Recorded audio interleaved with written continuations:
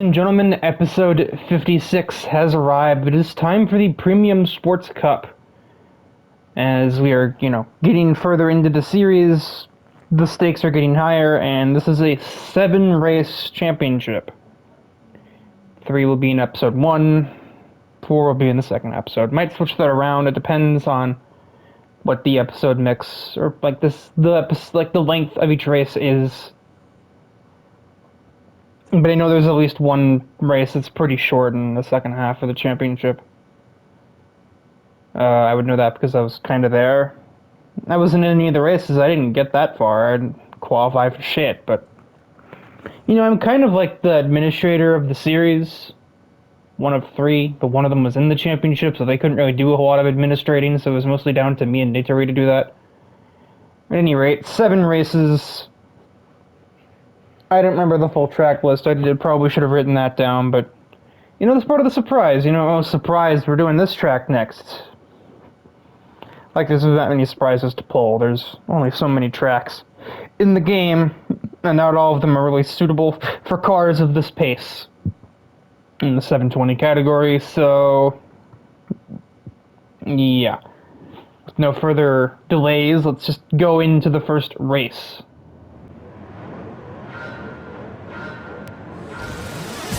And the first race of the championship is away. We start things off at Trial Mountain, a classic 720 racetrack. I think it's probably the most used track in the category, really. But the first set of corners are very not friendly for just getting damage. It's a bit of a gridlock through here usually. And as customary, the vehicle that qualified in last, which is Terrence Blackpool, is the POV driver here.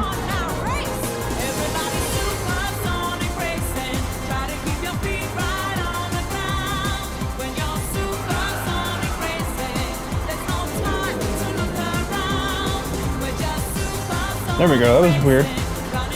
I was getting no car audio. I'm still not.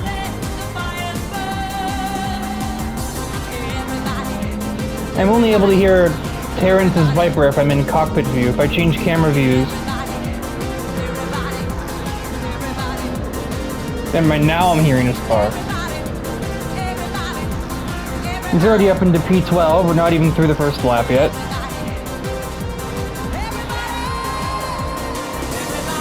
He made the wise choice of not trying to make up any places in the first sector, waiting for the straights and such to do so, where it's a lot easier to do. Seen a bunch of bumping and banging around in the middle of the pack. It's Mika and Natsuki brawling for P5. Mika had the inside lane, so she gets that spot. Anybody with damage?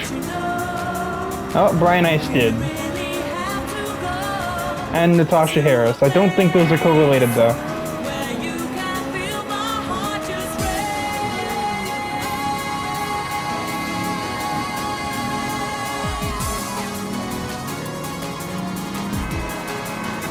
We had that. That's not all. That's not why either. Someone tells me it was from the first set of corners. Yep. Does that mean that she did run into Ice? Is that possible, or did he run into somebody else? Oh no, he was swatted by Shoji. At any rate, back to present time. Since I adjust myself in my chair.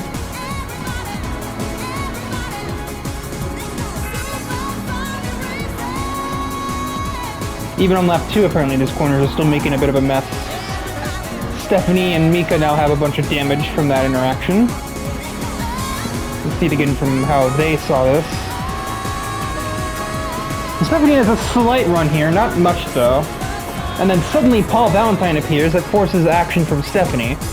She backs out of the overtake, but Paul's not ready for that. And everyone just kind of checks each other up, trying not to get in each other's way, and doing the exact opposite of that, and getting in each other's way consistently.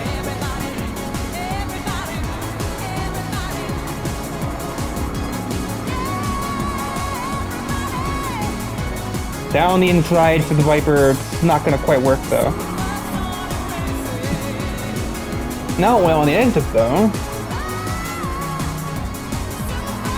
Not a lot of space available, courtesy of Harris, but he still manages to find his way ahead. Mika brakes like an absolute maniac and tries to turn Blackpool just about. I don't know if tries to, but certainly came damn close anyway. Thrasher, Gemini, and Eric are the top three at the moment. Blackpool just passed Billy like he was standing still, which basically he more or less was.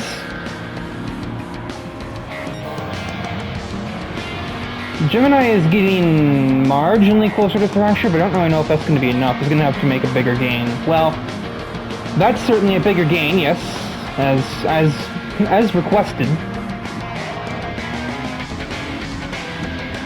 But obviously Blackpool is catching all three of them. He's going to obviously have to deal with Eric first.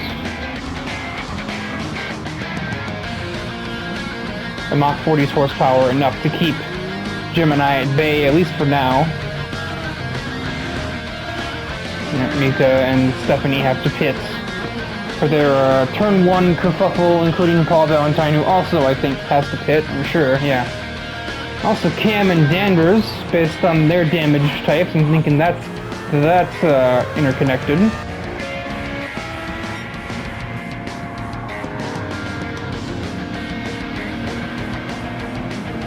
Suddenly Blackpool finds himself alright. That was very sluggish through turn 3 for lap 3, where the AI are usually a little faster. That's a corner you can take flat, by the way. I don't know why Gemini was such a coward there, but it's dealt a significant bit of damage to Blackpool's own Viper.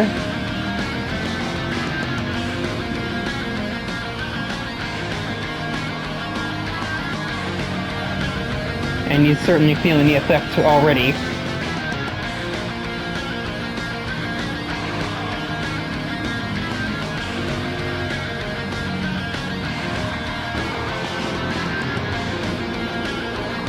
In the weirdest corner on the track, Blackpool takes full advantage, gets ahead of Gemini this time. Let's see if a different Viper can have a shot at that Mach 40 down a long straightaway. It looks like he just might.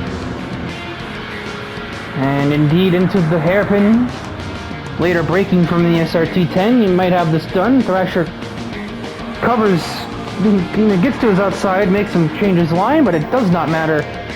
Terrence Blackpool has seized the first position with just over a lap to go, and even with a little bit of aero damage to boot.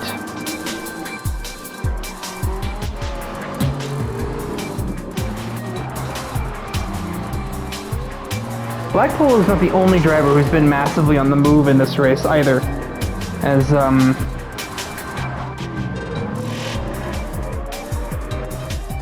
Gemini decides to pit to fix that rear bumper damage, but Blackpool carries on uninhibited. And I say this because if we go back to the start of the race, June started in 19th, right there in the back row with Blackpool, and she's managed to make a recovery. Hang on. She has managed to make a recovery to, well, that was confusing. She's recovered to 7th, now 6th, since, oh my word, potentially 5th here. Yeah, it looks like that's going to be a P5 for the Aston Martin after starting 19th, only 3 laps later.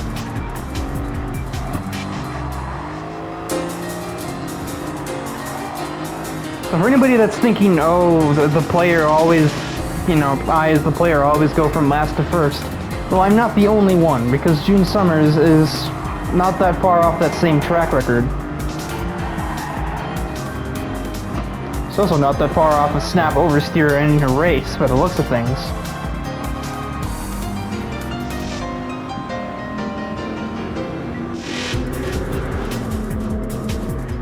Blackpool has already pulled out about 1.5 seconds, maybe even 2 seconds on Thrasher.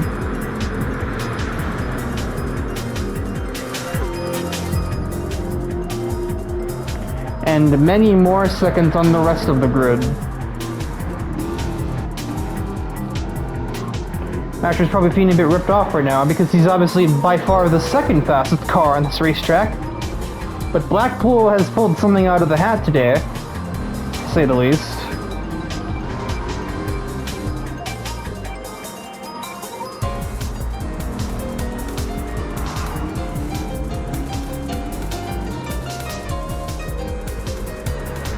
So as Terrence Blackpool heads to the final two hairpins of the track, slow corners usually struggle for a Viper, actually, but not quite this time. Final straightaway, Terrence Blackpool is going to win the first round of the Premium Sports Cup here at Trial Mountain. Beep. Thrasher will claim second place, and a distant third place will go to Eric Wojciechowski. The drive through the field from June Summers, and I think even from Mizzoto, can't be completely ignored, though. Actually, never mind. He started pretty high.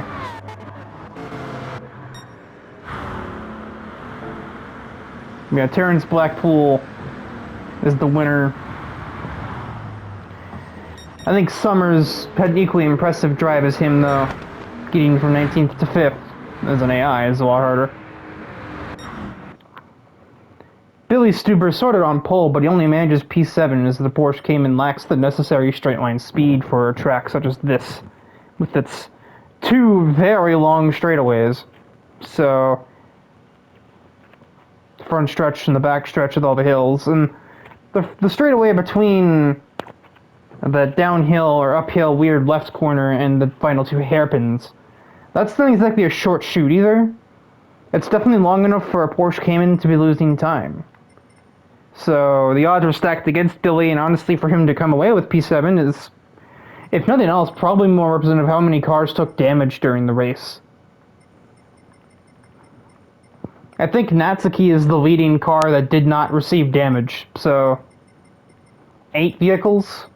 Gemini led out of the drivers that did take damage during this event, so I don't know if that's a track layout thing or if that's just general klutziness on the end of our drivers here, but regardless, let's head on to race 2 and hope we maybe have a little bit less damage to repair.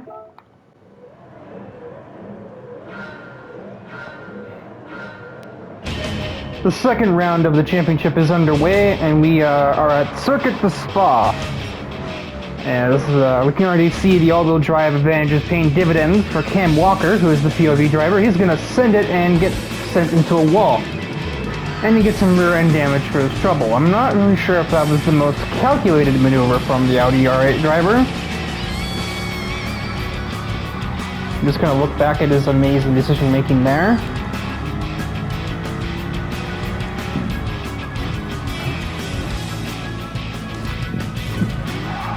Yeah, there's not really a whole lot Harris can do about that. She's got Meyer on her left, and also probably could never have expected him to be on her inside from that far back. And he inserts himself in between Natsuki and the grass to put himself up another spot.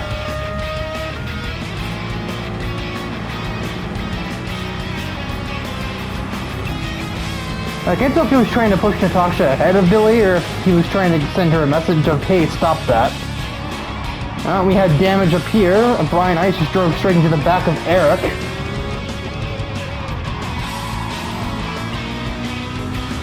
Mika just about gives Veronica enough space to race, and she will take P2 away from the NSX. Gemini already took it away from both of them, as he leads the race heading into the second half of the track. Cam is already looking at P5, he's going to get it because Brian Ice has completely missed that corner. Down the inside of Eric. His overtake's made a little easier by the damage on those two cars. Cam's kind of driving like that damage he has doesn't exist.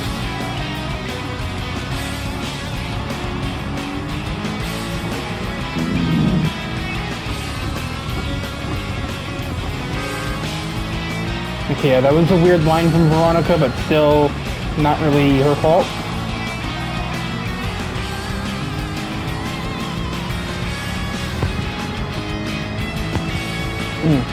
big gas there. He gets ahead of the NSX nonetheless. He's already into the podium spot, so we've only completed one lap here at Spa. Yeah, sure, it is a pretty long lap, but it ain't that long. So, this is no Le Mans or Nordschleife. Brake for the bus stop, possibly a little early, but Eric overtakes Veronica and then immediately has to pit. Not sure why he was getting that racy if he had damage. Looks like multiple Pacific Spirit drivers have been inflicted on this lap as Natasha follows her team owner into the pit lane. So it's basically up to Mika to hold down the fort, but I'm pretty sure she's used to that, as she will tell you she's had to hold down the fort with her sister quite a few damn times. So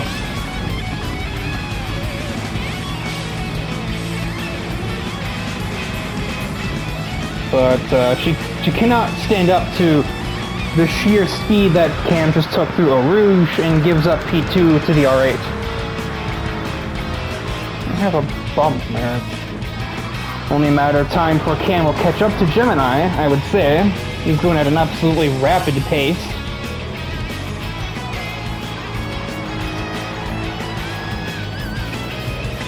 All this time spent in Formula 1 league racing, he probably knows this circuit pretty well.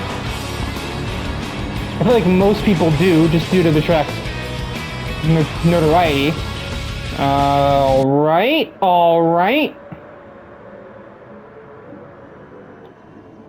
What the fuck?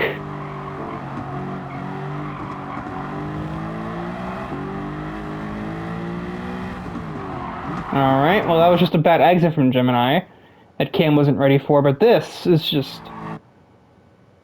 Did Gemini go for revenge here? And then because Cam's off the track, he suddenly encounters a complete lack of any cornering grip. He hits the outside wall. Yeah, this tap doesn't even give Gemini damage to his car. But I guess... Well, Gemini is... I don't know. He's on the brake. It's hard to really say if this was intentional or if this was just a really bad missed turn. Obviously, we've seen missed corners like this already. Brian Ice, a shining example. But Mika didn't miss it, not that badly. So yeah, that's just Gemini smacking Cam into a wall.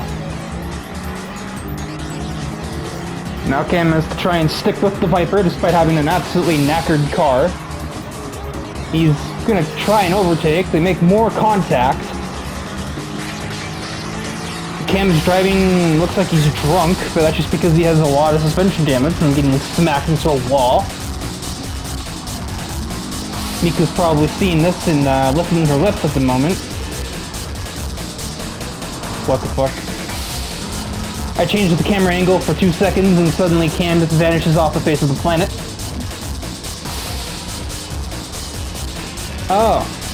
Oh, yeah. What's gotten the Gemini today? So here we have a normal battle through the S's. Gemini just washes all the way up, forces Cam off, and he just gets a tire in the grass and he half spins. And as he attempts to slow down and make the turn, he gets turned by Gemini again and forced off into the sand. A handful of seconds later, Cam emerges from the sand trap, still in third place, decent distance away from Katsuragi and therefore everybody else. Actually, pretty much everybody's kind of spread out at the moment.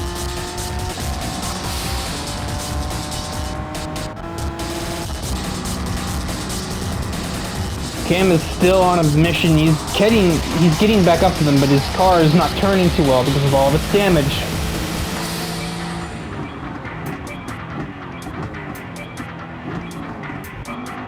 Now Gemini pits because he's taking damage from running into Cam. I'm losing track of this leaderboard. Cam's going to go for the lead, heading towards T1 as we begin the final lap of this race. With aggressive braking, Mika also aggressive braking. It definitely cuts Cam all the way off, but this is a battle for the win, so kind of come to expect that a little bit when you're driving cars with fenders. But Cam still takes the lead. Oh, that's a lot of curb. It was at this moment that just let the editing do that. It was at this moment he knew he messed up. Jesus shit.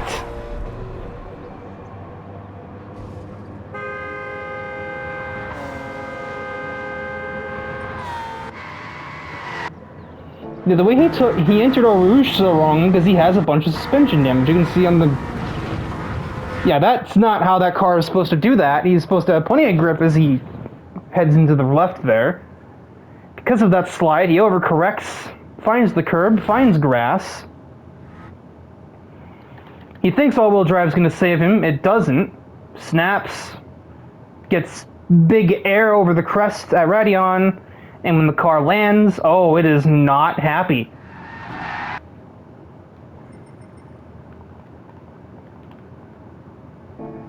I think at this point, just for self-preservation's sake, Cam is done trying to do anything with this car.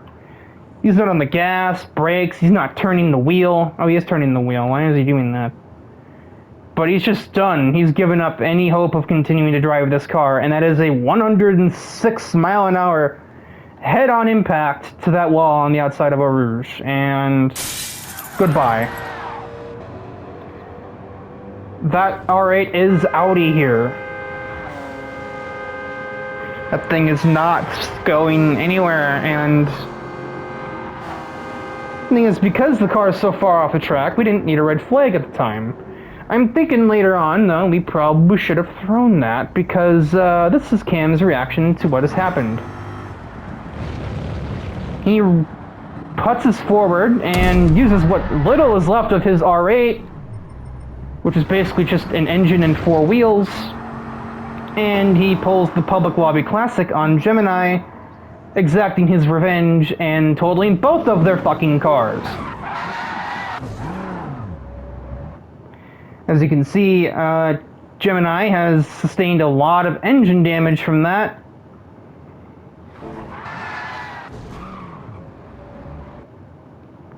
This is not a very far away camera, and there's nobody else close enough to see that this is happening, except for maybe Eric. That's not what I wanted.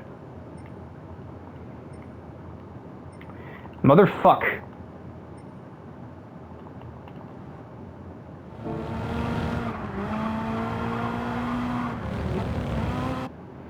And he just comes up the hill and he just sees what is left of their cars, which isn't much. Can I maybe get a further out view here?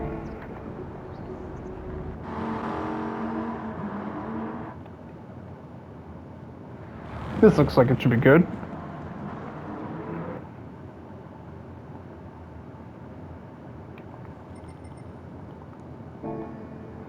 So yeah, about 45 miles an hour versus about, I think it was like 80 or something. 65, okay. But yeah, it's enough to wreck a Viper, and it's enough to wreck an R8. And even if this wasn't enough to wreck the R8, I think Cam would, like, this is Cam's only vehicle. So the destruction of this R8 actually confirms that he is out of the series. Let alone out of the championship. Gemini is just out of this championship because he still has his MK, why do I always do that? He still has his Mark III Supra in his garage. He can still race, just not in this car.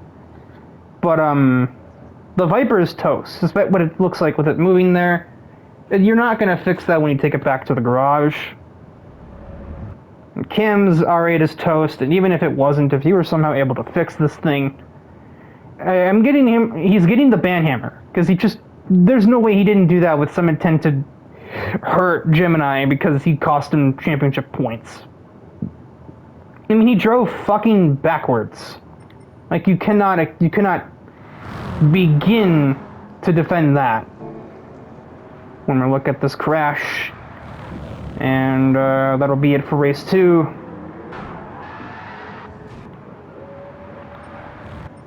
And also once more from Gemini's angle, if I can get the correct camera to pop up when I do so.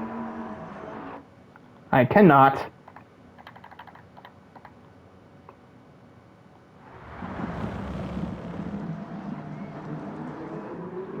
Here we go. Yeah. That's gonna do it for Cam.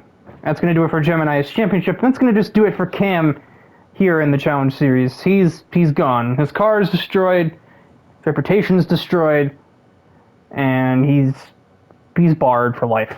Quick rundown of what the actual finishing order is. Mika Harris, Veronica Katsuragi, and Natsuki Narashi are the official podium, followed by Thrasher, Sophia, Summers, Billy, Eric, Nico, Brian, Natasha, and then everything down from here. Since these two are, well, they're credited with 19th and last, but they're actually just credited with being out of the championship entirely because they won't have the opportunity to get their cars fixed.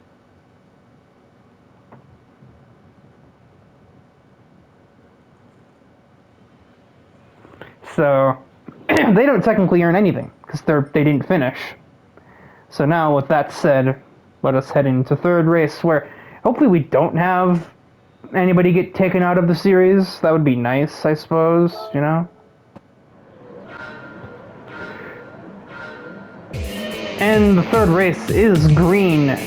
We are off to Deep Forest with our now 18-car grid. And the focus driver out of those 18 will be June Summers in her Aston Martin Vantage, who has had an underdog season up to this point, to be sure.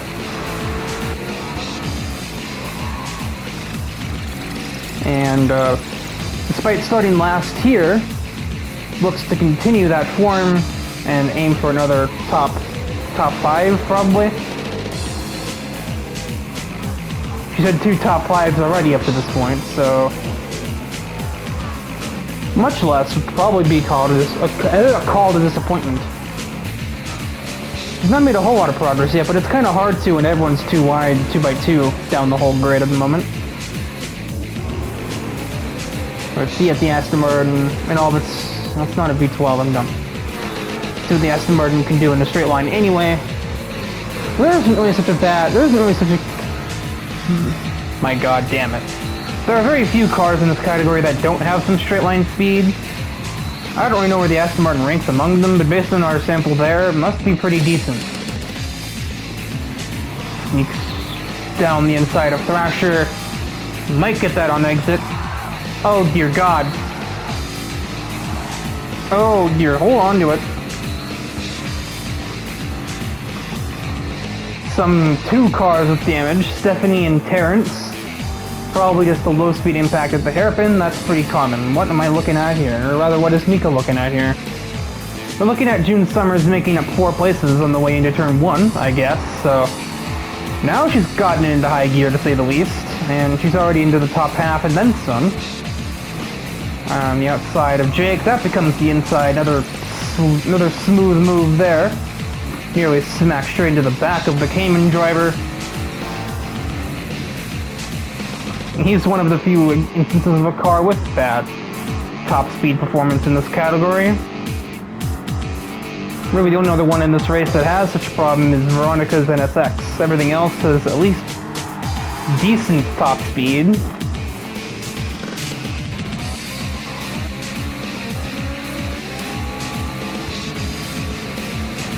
Probably the king among them being Paul Valentine and his GT engine swapped Focus with even front end damage though. Not sure how he got that if he's leading. Oh, because he's not leading the race. He's behind Brian. I'm smart.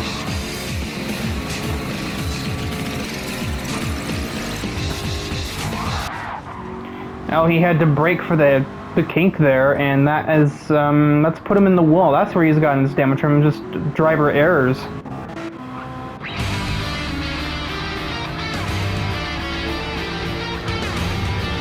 Summers with a huge run on Eric, and everyone else gets ahead of Eric with ease. Doesn't get ahead of Shoji though, has to fight him in the braking point. And the Apex and the NSX has all-wheel drive, so he's going to win that matchup pretty easily.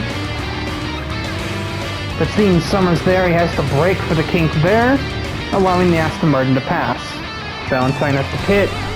Summers gets a massive understeer followed by a bit of a snap, but she still hangs onto the car. Now she's running P2, about to try and chase down a Lamborghini. Who, based on his driving, I'm thinking he got a bit complacent in the last lap or so. After watching Paul disappear from his rear view after his mistake on the end of the first lap. He might have gotten a little bit too comfortable, as now June Summers has arrived, and he's going to have to step on it, or he's going to lose the lead in pretty short order.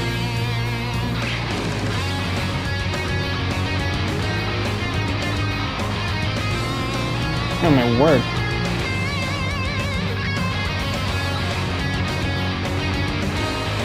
Ugh. Ow. A very slow battle for the lead between Ice and Summers. Very, ironic last names from the two.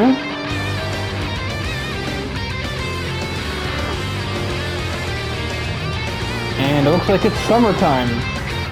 June takes the lead here at Deep Forest with just over a lap left of racing. Ice forces his way down the inside and manages to get a bumper there, nudging the Aston Martin out of the way. So, we're not done just yet. The Ice Age is still upon us for now. Sophia is not too far away. If these two continue to do this, she might find herself in a spot to take the lead herself. Summers, I think, gives a little bit of a hip check to Brian of stop that. I almost said Ian Rice.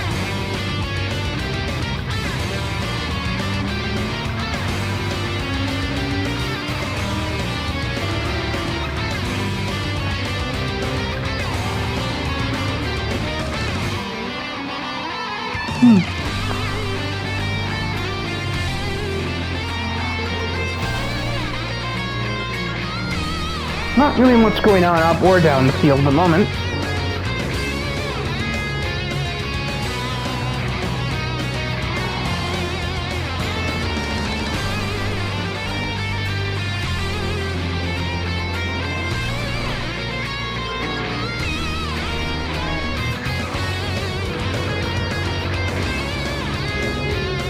Aston Martin's got enough top speed to secure the bag here against the Diablo driver. Heading to the final hairpin, basically the final major turn for most of these drivers. I think Brian Ice just backed up the entry a lot and almost left him vulnerable to Sophia behind him, but I think he's fine. And so through the final kink here at Deep Forest, it'll be June Summers taking victory in the final race of the first half of the Premium Sports Cup. Brian Ice and Sophia Meyer will be the podium finishers. And we had about 4 or 5 other cars and a train being led by Sophia. Not the greatest day for Black Stallion Motorsports, to say the least, but it's absolute stonks for, well, 2/3 of Pacific Spirit. Natasha's not great, but Ice is P2.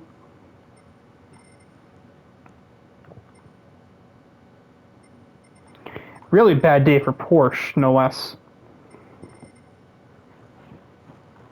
Yeah, there are 4 Black Stallion Motorsports drivers here, and the highest finisher of them is Thrasher in 11th.